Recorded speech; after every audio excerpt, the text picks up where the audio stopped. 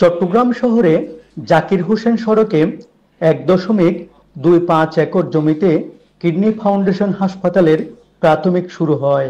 ১১০০-র বেশি আজীবন সদস্য এবং বিশিষ্ট ব্যক্তি ও প্রতিষ্ঠানের আর্থিক এবং যন্ত্রপাতি সহায়তায় বর্তমানে ৫তলা ভবনের স্থাপনাটি হাসপাতালে রূপ নিয়েছে।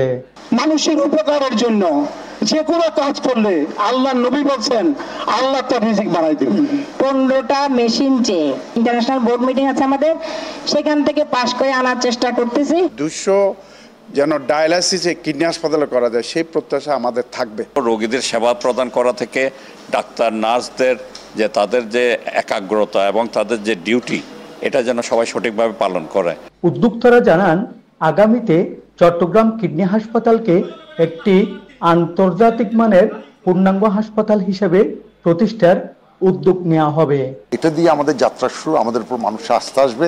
পিছিয়ে আমরা 300 বেড একটা হাসপাতাল ডাচ আর্কিটেক্ট দিয়ে করে নিয়েছি, সেটা সিডির অ্যাপ্রুভাল প্ল্যান আছে।